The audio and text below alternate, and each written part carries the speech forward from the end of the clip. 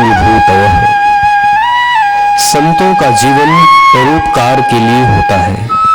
परोपकार करने के लिए, उपकार करने के लिए संत अपना जीवन जीते हैं। दूसरों का जीवन उठाने के लिए, दूसरों का जीवन संवारने के लिए वे अपने जीवन को भी दांव पर लगा देते हैं। यह कहानी ऐसे ही एक संत की है जिनका नाम स्वामी धर्मानंद सरस्वती के नाम से आज विख्यात है। 45 वर्ष हुए कसाय वस्त्रधारी, भव्य आभामंडित, तेजस्वी नवदीक्षित, नैष्ठिक ब्रह्मचारी श्री धर्मदेव स्नातक पश्चिम उड़ीसा के खरियार रोड नामक उपनगर में आ पहुंचे। सर्वथा अनजान क्षेत्र, भिन्न भाषा वेशभूषा, साधनहीन समाज, अशिक्षा के कारण अभाव, अज्ञान का बोलबाला ब्रह्मचारी जी को यही अपना कार्य क्षेत्र नजर आ रहा था। समुद्र में बरसते व्यर्थ बादलों की अपेक्षा मरुभूमि में पड़ी पानी की एक बूंद भी लघु पौधे को जीवन दे जाती है। कालाहांडी जिले के अंतर्गत इस दिव्य भावना को लेकर खरियार रोड के समीप आमसेना ग्राम को आधार बनाकर समाज सेवा का कार्य उन्होंने आरंभ किया। साइकिल, बैलगाड़ी में गांव-गांव, घर-घर घूम-घूम कर शिक्षा की अलख उन्होंने जगाई। 6 बालकों का मुंडन संस्कार करा के 1 महीने के पेड़ के नीचे यज्ञकुंड में उन बालकों के हाथ से आहुति डलवाकर उन्हें यज्ञोपवीत देकर उपनयन संस्कार से दीक्षित किया। वह पावन दिन था 7 मार्च 1968। उस अवसर पर गुरुकुल वेदव्यास पानपोस के संस्थापक श्री स्वामी ब्रह्मानंद जी महाराज भी पधारे थे। उन्होंने आसपास से आए हुए ग्रामवासियों को गुरुकुल की महत्ता बताई तथा गुरुकुल चलाने के लिए प्रेरित किया था। जब उन्होंने सहयोग मांगा तब कुछ श्रद्धालु जनों के द्वारा आधा बोरा चावल और 68 रुपए दान दिए गए। इसी निधि को लेकर के श्री आचार्य धर्मदेव स्नातक ने गुरुकुल का प्रारंभ कर दिया। उस समय बाहर से भी 2 बालक आचार्य जी के साथ आ गए थे। गांव में पहले से निवास करने वाले बाबा राम सेवक दास जी सहयोग करने के लिए स्वामी जी के साथ जुड़ गए। जिस दिव्य भावना को लेकर घर-बार छोड़ा, सांसारिक सुखमार्ग छोड़ा, नैष्ठिक व्रत लिया, हरियाणा की संपन्न मातृभूमि को त्यागा, वह भावना अपने कार्य क्षेत्र में पहुंच गई थी। बाधाएं आई, रास्ते रुके, परंतु स्वामी जी ने अपने गुरु पूज्य स्वामी ओमानंद जी महाराज को दिए गए वचन को प्राणपण से निभाया। जीवन रहे या जाए, परंतु समाज की उन्नति होनी चाहिए। ऋषि दयानंद के पथ का पथिक, अद्वितीय योद्धा, दृढ़व्रती, नैष्ठिक ब्रह्मचारी, धर्मदेव स्नातक गुरुकुल की प्राचीन परंपरा को कालाहांडी जिले में स्थापित कर अपने जीवन से सींचने लगा। दिन रात अथक परिश्रम किया, लोगों को प्रेरित कर वैदिक धर्म में दीक्षित किया। शिक्षा के प्रकाश से पश्चिम उड़ीसा जगमगाने लगा। संस्था बढ़ी, शाखा प्रशाखाएं बढ़ी, हजारों लोग जुड़े। ऋषि दयानंद के दीवाने ने जंगल में मंगल कर दिया। विद्यात्मा ने संन्यास ग्रहण कर अपना सर्वोच्च त्याग कर स्वामी धर्मानंद सरस्वती का नाम प्राप्त किया। आइए इन पुण्यात्मा के दर्शन करें और इनके कार्यों का परिचय प्राप्त करें। अब हम आपको ले चलते हैं छात्रों के बीच। यहाँ ब्रह्मचारी 24 घंटे की दिनचर्या में गुरुओं के सानिध्य में रहकर अपना चहुमुखी विकास करते हैं। छात्रों की दिनचर्या: प्रातः 4 बजे ब्रह्म मुहूर्त में प्रभु प्रार्थना के साथ इन ब्रह्मचारियों की दिनचर्या आरंभ होती है। नित्य क्रिया के पश्चात 5 बजे तक अध्ययन करते हैं। फिर शरीर को स्वस्थ रखने के लिए योगासन, व्यायाम, प्राणायाम करके परिवेश की सफाई कर 7 बजे तक गुरुकुल की पवित्र यज्ञशाला में संध्या यज्ञ एवं स्वाध्याय करते हैं।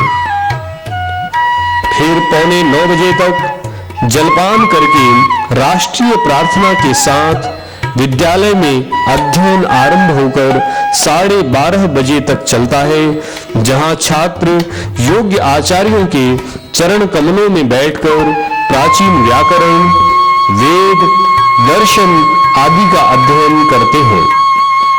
साथ साथ में आवश्यक आधुनिक विषय जैसे समाजशास्त्र, गणित, अंग्रेजी, प्रांतीय भाषा, उड़िया का भी अध्ययन इन ब्रह्मचारियों को कराया जाता है। इस गुरुकुल में महर्षि दयानंद विश्वविद्यालय रोहतक के पाठ्यक्रम के अनुसार पूर्व मध्यमा यानी 9वीं 10वीं, उत्तर मध्यमा यानी 11वीं 12वीं, शास्त्री यानी BA, आचार्य यानी MA तक की शिक्षा दी जाती है। वेद, संस्कृत, साहित्य आदि विषयों में इन छात्रों को पारंगत किया जाता है। इस समय गुरुकुल में 200 से अधिक छात्र विद्या अध्ययन कर रहे हैं। 12:30 बजे से 2 बजे तक भोजन विश्राम के पश्चात 4 बजे तक यह विद्यालय चलता है। 5 से 6 बजे तक ब्रह्मचारियों को स्वावलंबी बनाने के लिए परिवेश की सफाई तथा छात्रों की रुचि के अनुसार औषधीय निर्माण, पैकिंग या पुस्तकालय की सफाई और बाइंडिंग आदि कार्यों का प्रशिक्षण दिया जाता है। कृषि में सब्जी उगाना, गौसेवा करना तथा कंप्यूटर आदि का भी प्रशिक्षण इन ब्रह्मचारियों को प्रदान किया जाता है। फिर सायंकाल 6 बजे से प्रातः काल की तरह योगासन, व्यायाम, स्नान, संध्या यज्ञ, भोजन एवं भ्रमण के पीछे ब्रह्मचारी 9 बजे तक ईश प्रार्थना के साथ सो जाते हैं। इस प्रकार ब्रह्मचारी आदर्श दिनचर्या में चलकर अपना शारीरिक, बौद्धिक और आत्मिक विकास करते हैं। अब हम आपको ले चलते हैं गुरुकुल द्वारा संचालित अन्य विभागों की ओर। यह आश्रम का पुस्तकालय है। इस पुस्तकालय में लगभग 10,000 वेद, वेदांग आदि संस्कृत साहित्य के साथ अन्य कई भाषाओं की पुस्तकें हैं, जिसमें ब्रह्मचारी अध्ययन करते हैं और शोध कार्य आदि करते रहते हैं। आयुर्वेदिक फार्मेसी। इस फार्मेसी की स्थापना 1980 में की गई थी। इस फार्मेसी की गणना उड़ीसा की प्रमुख फार्मेसियों में होती है। यहाँ प्रायः सभी कठिन रोगों की चिकित्सा के लिए शुद्ध जड़ी बूटियों से दवाई तैयार की जाती है। इस फार्मेसी की 200 से ज्यादा दवाइयों का रजिस्ट्रेशन उड़ीसा सरकार के स्वास्थ्य विभाग ने किया है। इस फार्मेसी की दवाइयां अन्य फार्मेसियों की अपेक्षा रोगियों को अल्प मूल्य में प्रदान की जाती हैं। इच्छुक ब्रह्मचारियों को भी औषध निर्माण की शिक्षा दी जाती है। इस फार्मेसी से प्रशिक्षण लेकर अनेक युवक ग्रामीण क्षेत्रों में चिकित्सा कर रहे हैं। गुरुकुल की आदर्श गौशाला। गुरुकुल में 2 गौशाला हैं। आइए पहले इस गौशाला को देखिए। इस गौशाला में हरियाणा एवं आंध्र नस्ल की 50 दुधारू गौएं हैं। गौशाला में लगभग 100 लीटर के आसपास दूध प्रतिदिन प्राप्त होता है। यह सारा दूध दोनों गुरुकुल के छात्र छात्राओं के उपयोग में आता है। गौओं का गोमूत्र संग्रहित करके औषध निर्माण तथा गोबर गैस द्वारा गैस प्राप्त करके उसका उपयोग भोजन बनाने में किया जाता है। गुरुकुल के दूसरी गौशाला यहां से लगभग 1 किलोमीटर दूर है। इस गौशाला में गांव की देसी गौओं को कसाईयों से बचाकर रखा जाता है। इस गौशाला में सैकड़ों गौएं हैं। इस समय गुरुकुल के पास 100 एकड़ जमीन है। इसमें से कुछ भूमि पर कन्या गुरुकुल आमसेना, धर्मार्थ चिकित्सालय, वनौषधि उद्यान तथा कृषि फार्म है। इस औषध उद्यान में 50-60 प्रकार की जड़ी बूटियां जैसे आंवला, काजू, नीम, धन्वंतरी, घृतकुमारी, सफेद चंदन, लाल चंदन, तेजपात, दालचीनी, हरड़, पीपल, काली मिर्च, चित्रक, रीठा, शिकाकाई आदि जड़ी बूटियां लगाई गई हैं। कृषि योग्य भूमि में 5 ट्यूबवेल हैं। इसके पानी से ऋतुओं के अनुसार साग सब्जी उगाई जाती है जो गुरुकुल के भोजनालय में काम आती है। शेष भूमि पर धान, उड़द, मूंग, तिल आदि उगाया जाता है। इस सारी खेती में गुरुकुल की गौशाला में बने खाद का ही उपयोग किया जाता है। स्वामी उमानंद पुरातत्व संग्रहालय। इस संग्रहालय में अनेक देशों की नई पुरानी मुद्राएं, सिक्के, कारशापण, मुगल कालीन, शक, कुषाण आदि कई राजाओं की मुद्राओं, सिक्कों के साथ ताड़पत्र एवं भोजपत्र पर लिखी महाभारत, रामायण एवं आयुर्वेद के दुर्लभ ग्रंथ संग्रहित किए गए हैं। कई पुराने किलों, महलों की ईंटें तथा अन्य सामान यहाँ पर संग्रहित किया गया है। इस संग्रहालय में आर्य समाज के संस्थापक, प्रसिद्ध समाज सुधारक महर्षि स्वामी दयानंद सरस्वती जी का जीवन चित्रों के माध्यम से प्रदर्शित किया गया है। यहाँ आर्य समाज के प्रचारकों, संतों, सन्यासियों, समाज सेवियों, शास्त्रार्थ महारथियों के चित्र भी प्रदर्शित किए गए हैं। कुश्ती केंद्र। गुरुकुल में ब्रह्मचारियों को कुश्ती सिखाने के लिए भारत सरकार के खेल मंत्रालय के अंतर्गत साई द्वारा स्वीकृत कुश्ती केंद्र चल रहा है। यहाँ से प्रशिक्षित ब्रह्मचारी ओडिशा की कुश्ती प्रतियोगिता में प्रायः प्रथम द्वितीय स्थान प्राप्त करते रहते हैं। यहाँ के कई ब्रह्मचारी उत्कल केसरी प्रतियोगिता में सफल रहे हैं। प्रतिवर्ष कुश्तियों में स्वर्ण पदक, रजत एवं कांस्य पदक प्राप्त करके गुरुकुल एवं नवापाड़ा जिले का गौरव इन ब्रह्मचारियों ने बढ़ाया है। कुश्ती करने वाले तथा अन्य ब्रह्मचारियों व बाहर के अन्य युवकों को व्यायाम करने के लिए यहाँ पर जिम की भी व्यवस्था है। इस जिम में व्यायाम कर शहर के लोग भी लाभ उठाते हैं। उत्कल साहित्य संस्थान। आइए देखिए, यह है गुरुकुल का प्रकाशन विभाग साहित्य संस्थान। इस संस्थान की ओर से उड़िया, हिंदी, अंग्रेजी में 70 से अधिक पुस्तकें प्रकाशित की गई हैं। इनमें मुख्य रूप से उड़िया भाषा में सत्यार्थ प्रकाश, ऋग्वेद आदि भाष्य भूमिका आदि ऋषि ग्रंथों के साथ साथ हिंदी में प्रसिद्ध अन्य पुस्तकें भी उड़िया भाषा में यहाँ प्रकाशित की गई हैं। गुरुकुल के प्रकाशन के साथ अन्य प्रकाशकों की पुस्तकें भी यहाँ पर बिक्री के लिए रखी जाती हैं। एक प्रकार से उड़ीसा में आर्य समाज की पुस्तकों के प्रकाशन तथा विक्रय का यह एक प्रमुख केंद्र बना हुआ है। रामदुलारी ब्रिज किशोर धर्मार्थ अस्पताल। 60 बिस्तर वाले इस चिकित्सालय में इस क्षेत्र के लोगों की चिकित्सा के लिए प्रायः सभी साधन जैसे sonography, x-ray machine, ECG, operation theatre, ultrasound आदि सुविधाएं श्री स्वामी व्रतानंद जी सरस्वती की देखरेख में कार्य कर रही हैं। इस चिकित्सालय में 100-150 मरीज प्रतिदिन चिकित्सा का लाभ प्राप्त करते हैं।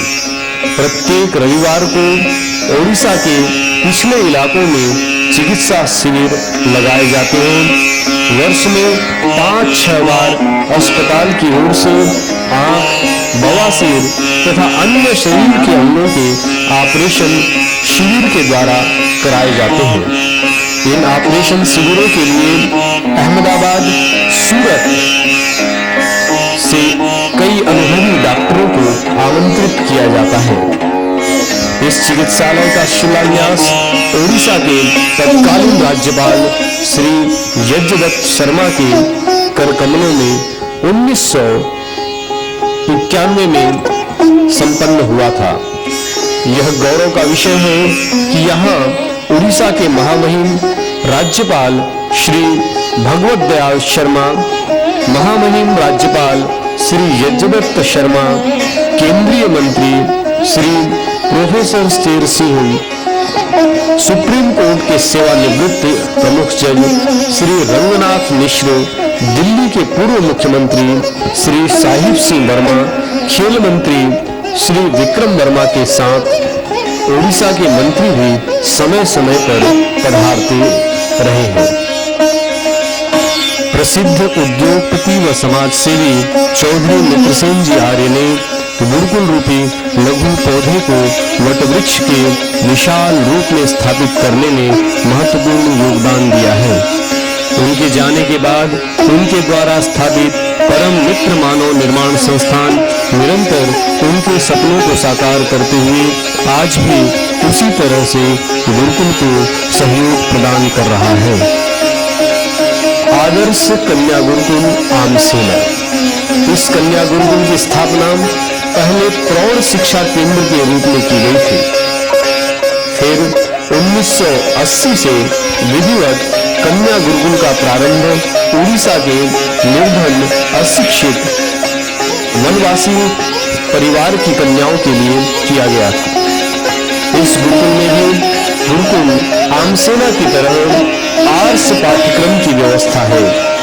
इस समय इस कन्या गुरुकुल में प्रथमा से आचार्य तक, 8वीं से एमए तक की लगभग 180 कन्याएं इन कक्षाओं में अध्ययन कर रही हैं। अब यहाँ उड़ीसा के अतिरिक्त छत्तीसगढ़, बंगाल, बिहार, झारखंड, महाराष्ट्र, आसाम, नागालैंड आदि की कन्याएं भी अध्ययनरत हैं। यहाँ की अध्ययन व्यवस्था पूर्णतया निःशुल्क है। इस गुरुकुल में सिलाई, कढ़ाई, कंप्यूटर, कृषि के साथ पाक विद्या की भी क्रियात्मक शिक्षा यहाँ पढ़ने वाले इन छात्राओं को दी जाती है। यहाँ भी 24 घंटे की नियमित दिनचर्या में कन्याओं को रखा जाता है। आप कन्याओं को पढ़ते हुए, व्यायाम करते हुए तथा खेती का कार्य करते हुए भी देख सकते हैं। गुरुकुल का सेवा कार्य। इस गुरुकुल का कार्य बालक बालिकाओं को केवल पढ़ाना, लिखाना या पालन पोषण करना ही नहीं, अपितु इस क्षेत्र के दीन दुखियों की आपत्ति काल में सेवा करना भी है। समय समय पर उनका अन्न से ही सहयोग किया गया है। हमारी जानकारी में जहाँ भी अकाल पड़ता है, बाढ़ आती है, आग लगती है, वहाँ इन संस्थाओं द्वारा गुरुकुल आश्रम आमसेना के द्वारा सहायता तुरंत भेजी जाती है। उड़ीसा में पड़े भयंकर काल 1973 तथा 1986 में और 1993 में भूख से पीड़ित लोगों की निरंतर सहायता यहाँ के ब्रह्मचारियों द्वारा की गई थी। सैकड़ों क्विंटल अन्न के साथ नए कपड़े भी हजारों की संख्या में इस विपन्न इलाके में बांटे गए थे। अब भी गुरुकुल की ओर से प्रतिवर्ष हजारों कंबल निर्धन परिवारों में बांटे जाते हैं। इस प्रकार जब महाराष्ट्र के लातूर जिले में भयंकर भूकंप आया तो गुरुकुल की ओर से अन्न वस्त्र से भरा ट्रक सबसे पहले लातूर पहुंचाया गया था। इसी प्रकार जब उड़ीसा के पूर्वांचल में 1998-99 में भयंकर तूफान आया तो गुरुकुल की ओर से आर्य समाज भुवनेश्वर को केंद्र बनाकर 10 लाख रुपए से भी अधिक के कपड़े और अन्न वहां पर वितरित किए गए थे। बाढ़ पीड़ित लोगों को घर बनाने के लिए भी वहां पर सहायता दी गई थी।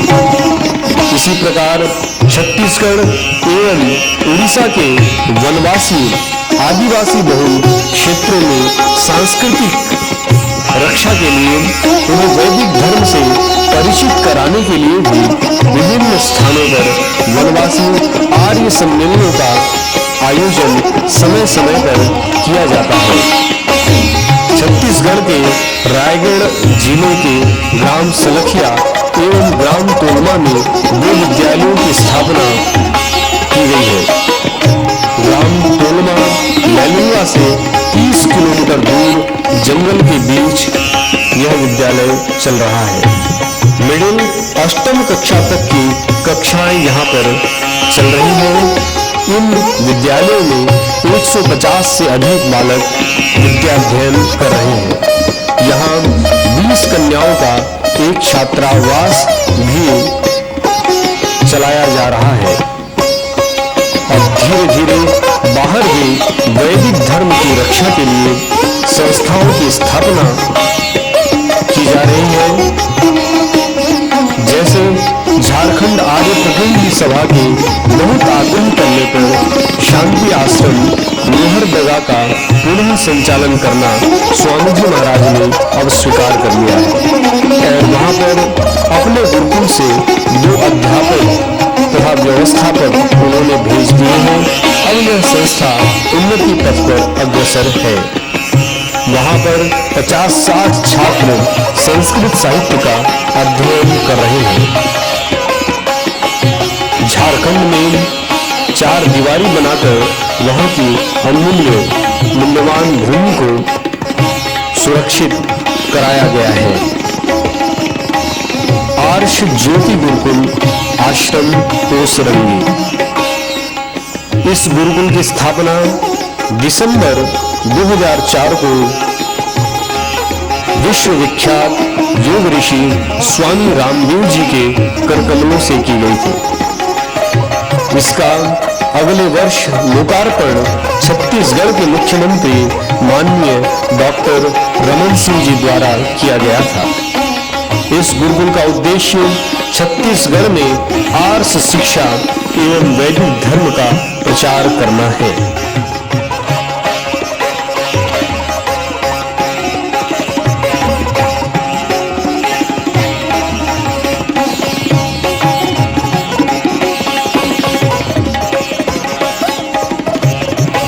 यहाँ पर भी गुरुकुल आश्रम आम सेना की भांति ब्रह्मचारियों की नियमित दिनचर्या है।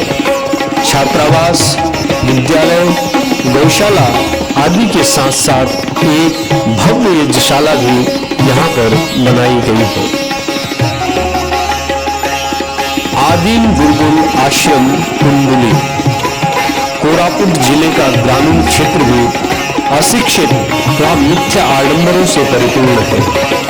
इस क्षेत्र के विधायक एक बार गुरुकुल के चिकित्सालय में चिकित्सा करवाने आए। उन्हें 7 दिन में ही असाध्य लकवा से मुक्ति मिल गई। इससे वे बहुत प्रभावित हुए तथा अपने क्षेत्र में इसी प्रकार का गुरुकुल आश्रम खोलने का उन्होंने आग्रह किया था। उनके बहुत आग्रह करने पर स्वामी व्रतानंद जी के करकमलों से कुंडली हाटपदा में सितंबर 2001 में इस आश्रम की स्थापना की गई। 3 वर्ष पहले उस स्थान से 3 किलोमीटर दूर कुंडली ग्राम के पास 8 एकड़ जमीन खरीदकर इस गुरुकुल का निर्माण किया गया।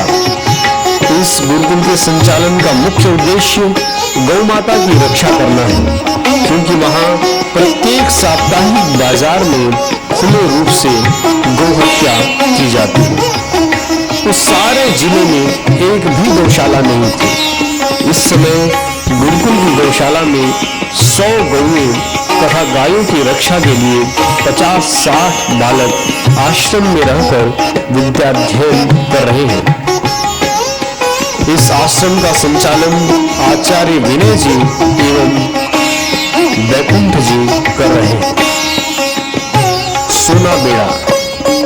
इसी प्रकार नवापारा जिले के अभयारण्य सोना बेड़ा के आदिवासियों के विशेष आग्रह पर वहां भी 2002 में एक कन्या आश्रम की स्थापना की गई है। फिर 2004 में वहां पर एक हाई स्कूल प्रारंभ किया गया है। उसमें वहां पर इससे पहले उस क्षेत्र में कोई भी विद्यालय, कोई भी स्कूल संचालित नहीं था। अब उस हाई स्कूल में प्रतिवर्ष 10-15 छात्र मैट्रिक की परीक्षा उत्तीर्ण कर रहे हैं।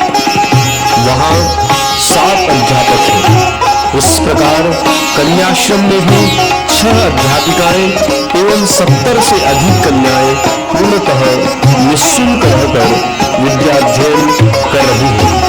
इन सब की देखभाल सुश्री लता जी यति कर रही है। वह उस पूरे क्षेत्र में दीदी के नाम से जानी जाती है। उस आश्रम के उत्सव का दृश्य एवं कन्याओं का कार्यक्रम आप देख रहे हैं। यह कार्यक्रम आश्रम की भव्य यज्ञशाला में चल रहा है। इस यज्ञशाला के साथ विद्यालय भवन, छात्रावास, पाठशाला, भंडार गृह आदि भी है। यह सारा कार्य वैदिक धर्म की रक्षा के लिए, अपनी सांस्कृतिक पहचान को बनाए रखने के लिए पूज्य स्वामी धर्मानंद सरस्वती जी महाराज के त्याग, बलिदान, संकल्प की एक अपूर्व अद्भुत कथा है। यह एक मिसाल है कि अगर कोई व्यक्ति अपने दृढ़ संकल्प से कुछ ठान ले तो वह पत्थरों पर भी सुराग कर सकता है, पत्थर पर भी एक चमन जो है खिला सकता है।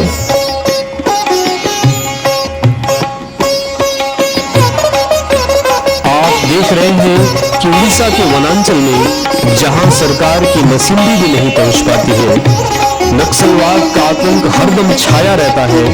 स्वामी जी महाराज अपनी जान हथेली पर लेकर समाज की सेवा कर रहे हैं, शिक्षा का अलख जगा रहे हैं।